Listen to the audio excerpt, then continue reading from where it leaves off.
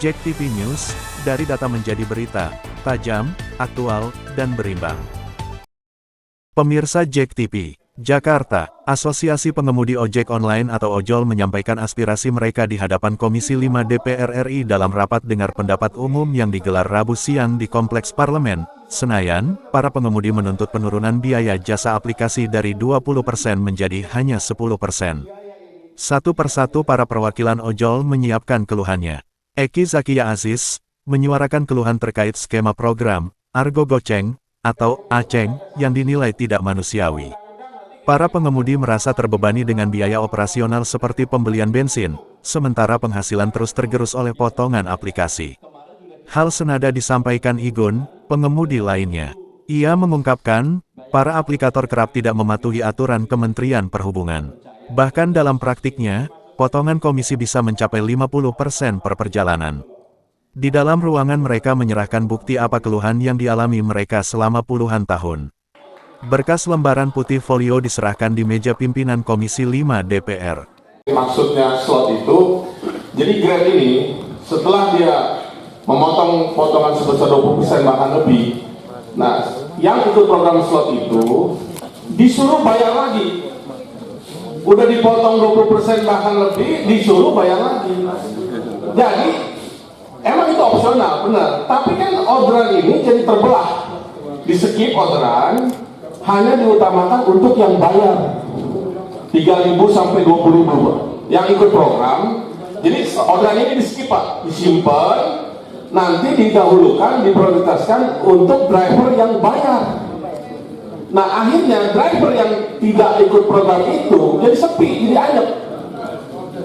Ya maksud saya, kemarin juga kita sampaikan kepada Menteri Perhubungan, dan memang itu jelas banyak hal yang memang dilanggar. Tentu yakin dan percaya, kemudian kita harus minta kepada Pak Menteri Perhubungan untuk mengaudit luas, menyeluruh kaitan dengan kegiatan ini.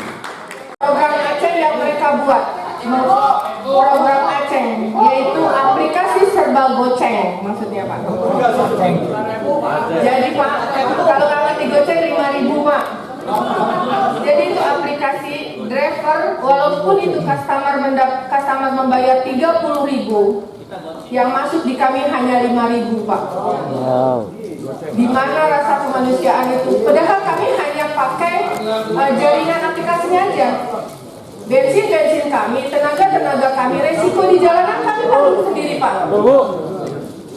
Mereka bilang cover kami dengan asuransi. Kenyataannya kami untuk mengklaim asuransi jika terjadi kecelakaan itu tidak mudah Pak. Itu prosesnya sangat panjang dan butuh waktu berbulan-bulan. Bahwa sebenarnya ada berapa problem. Pertama potongan yang bisa di atas 30% sampai 50%. Tapi ada biaya tambahan lain yang tidak punya dasar hukum. Namanya biaya jasa aplikasi dan biaya layanan. Dan itu sangat besar. Per order bisa 7.000, 10.000 rupiah, 11.000. Nah, pertanyaan kita adalah, apakah kita sebagai DPR mau membiarkan adanya pungutan-pungutan dari masyarakat yang tidak punya dasar hukum? Tidak. Ya, kan misalnya mereka dapat order 30.000 rupiah. Lalu dipotonglah 30%, 40%, 50% untuk aplikator dari apa nilai order itu. Ada nggak potongan lain? Ada. Tapi bukan dari mereka, tapi dari konsumen. Itu namanya biaya layanan dan biaya aplikasi. Dua. Yang kalau di total bisa di atas 10.000 rupiah. Ini.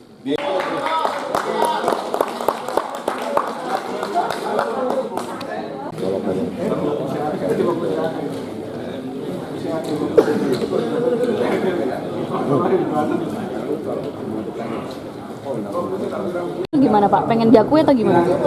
Ya pastinya harus diakui agar memiliki kekuatan hukum, agar tidak disemena-menakan oleh perusahaan-perusahaan aplikator saat ini, seperti saat ini. Jadi mereka secara sepihak membuat dengan dalih ini adalah bisnis. Sedangkan kami disebut oleh mereka adalah mitra. Nah ini tidak ada rasa keadilan di sini. Mereka menyebut kami mitra, tapi tidak pernah diajak untuk mitranya ini tidak pernah diajak untuk diskusi atau merumuskan bersama angka yang cocok dari tarif maupun biaya potongan aplikasi. Reporter Jack TV melaporkan. Di luar